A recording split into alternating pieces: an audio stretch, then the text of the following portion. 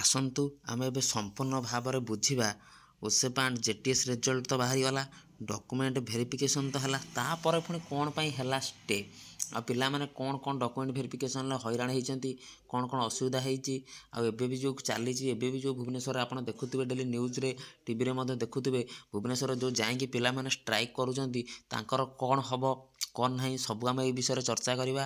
ପ୍ରଥମେ ଆପଣ ଚ୍ୟାନେଲଟିକୁ ସବସ୍କ୍ରାଇବ୍ କରିନିଅନ୍ତୁ, ଲାଇକ୍ କରନ୍ତୁ, ସେୟାର କରନ୍ତୁ। ଆଉ ଏସ୍ଏସ୍ବି ଟିଜିଟ୍ର ପେଡାଗୋଜିର ଫୁଲ୍ କ୍ଲାସ୍ ଏଠି ହେଉଛି, ଆଉ ସିବିଜିର ବଟନୀର ମଧ୍ୟ MCQ ସେସନ୍ ଏଥିରେ ଆରମ୍ଭ ହୋଇଯାଇଛି। ଆପଣ ଚ୍ୟାନେଲକୁ ସବସ୍କ୍ରାଇବ୍ କରି ପ୍ଲେଲିଷ୍ଟରେ ଯାଇ ଭିଡ଼ିଓ ମଧ୍ୟ ସବୁ ଅପଲୋଡ଼ ଅଛି ଦେଖିପାରିବେ। ଆସନ୍ତୁ ଆମେ ଡିସ୍କସନ୍ କରିବା ଓସେପା ଆଉ ଜେଟିଏସ୍ ରେଜଲ୍ଟ ବିଷୟରେ, ଆଉ ଡକୁମେଣ୍ଟ ଭେରିଫିକେସନ୍ କ'ଣ ପାଇଁ ଷ୍ଟେ ହେଇଛି କ'ଣ ନାହିଁ ଆସନ୍ତୁ ସବୁ କଥା ହେବା।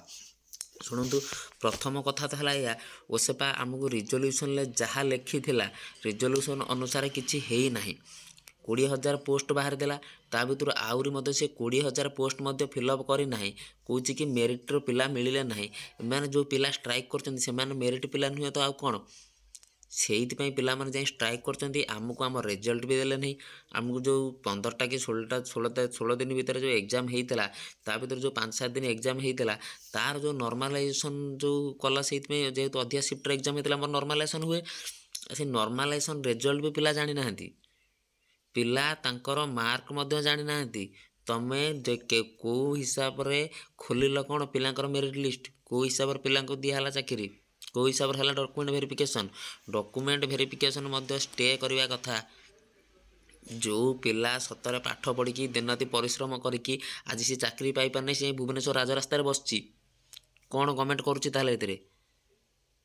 ଡକୁମେଣ୍ଟ ଭେରିଫିକେସନ୍ ହେଇଛି, ଷ୍ଟେ ହେଇଛି, ଆମେ ବି ସବୁ ଚାହୁଁଛୁ ଏ ଷ୍ଟେ ହେଉ, ଆଉ ଥରେ ନହେଲେ ପୁନର୍ବାର ମଧ୍ୟ ଇଏ ଚେକ୍ ହେଉ ଖାତା, ଆଉ ଥରେ ରେଜଲ୍ଟ ଆସୁ, ପିଲାଙ୍କର ନର୍ମାଲାଇଜେସନ୍ ସ୍କୋର ଆସୁ, ତାପରେ ଲିଷ୍ଟ ଆସୁ, ପିଲା ଜାଣନ୍ତୁ ସବୁ। ଯେଉଁ ପିଲା ତ ଏବେ ବି ପାଇଛନ୍ତି ସେମାନଙ୍କ ନାଁ ତ ପୁଣି ଥରେ ଲିଷ୍ଟ ଆସିବ, କାହିଁକିନା ସେମାନେ ତ ଭଲ ମାର୍କ ରଖିଛନ୍ତି ନା। ଆଉ ଯେଉଁ ସିଟ୍ ଭ୍ୟାକେନ୍ସି ପକାଇଦେଲ, ଯେଉଁ ସିଟ୍ ରହିଗଲା, ସେ ସିଟ୍ କିଏ ଫିଲ୍ଅପ୍ କରିବ? ପିଲା ତାଙ୍କ ରେଜଲ୍ଟ ଜାଣିଲେ ନାହିଁ କ'ଣ ପାଇଁ? ଏହିସବୁ ଉପରେ ଚର୍ଚ୍ଚା ଚାଲୁ। ନିହାତି ଗଭର୍ଣ୍ଣମେଣ୍ଟ ଏକଥା ଶୁଣୁ, ନିହାତି ପିଲାମାନଙ୍କୁ ତାଙ୍କର ଯେଉଁ ପରିଶ୍ରମର ଫଳ ମିଳୁ। ସେ ଯାଇକି ଭୁବନେଶ୍ୱର ଏଦିନ ହେଲା ଏଇ ଯେଉଁ ଷ୍ଟ୍ରାଇକ୍ କରିଛନ୍ତି, ଖାଇବା ନାହିଁ ପିଇବା ନାହିଁ ବସିଛନ୍ତି ରାଜରାସ୍ତାରେ, ତାଙ୍କର ବି ପରିମାଣର ଫଳ ମିଳୁ।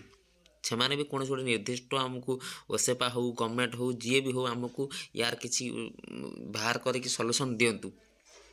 କେତେ ଦିନ ଆଉ ଛୁଆମାନେ ଏମିତି ହଇରାଣ ହେଉଥିବେ? କେତେ ଦିନ ଆଉ ଛୁଆ ଏମିତି ହଇରାଣ ହେବେ?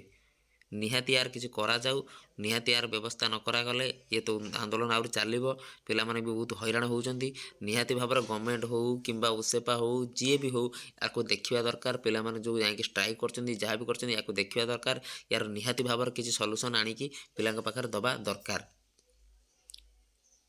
ସେଥିପାଇଁ ପିଲାମାନେ ଯେତେ ଦିନ ପର୍ଯ୍ୟନ୍ତ ପ୍ରୋଟେଷ୍ଟ କରିବେ କରନ୍ତୁ, ଆମେ ତାଙ୍କ ସହିତ ଅଛୁ। ଏଥିପାଇଁ ବି ଆମେ ରହିଲୁ। ଆମେ ଯାହା ବି ଆସିବ ଆଗକୁ ଅପଡେଟ୍ ଆମେ ଜଣାଇବୁ। ଷ୍ଟ୍ରାଇକ୍ ଚାଲିଥାଉ। ନିହାତି ଭାବରେ ଏହା କୌଣସି ପ୍ରକାର ରେଜଲ୍ଟ ବାହାରିକି ଆପଣମାନଙ୍କ ସାମ୍ନାକୁ ଆସିବ। ରହିଲି, ଜୟ ଜଗନ୍ନାଥ। ଯଦି ଭିଡ଼ିଓ ଭଲ ଲାଗୁଛି ଚ୍ୟାନେଲକୁ ସବସ୍କ୍ରାଇବ୍ କରନ୍ତୁ, ଲାଇକ୍ କରନ୍ତୁ, ସେୟାର କରନ୍ତୁ। ଆଗକୁ ଏଇ ବିଷୟରେ ହେଉ, ଆମର ଏସ୍ଏସ୍ବି ଟିଜିଟି କ୍ଲାସ୍ ହେଉ, ପେଡାଗୋଜିରେ ଯେକୌଣସି ଡାଉଟ୍ ହେଉ ଆପଣ ସବୁ ଦେଖିପାରିବେ ଏହି ଚ୍ୟାନେଲକୁ ସବସ୍କ୍ରାଇବ୍ କରି ରଖନ୍ତୁ, ଲାଇକ୍ କରନ୍ତୁ। ଯଦି ଭିଡ଼ିଓ ଭଲ ଲାଗୁଛି ସେୟାର ମଧ୍ୟ କରନ୍ତୁ।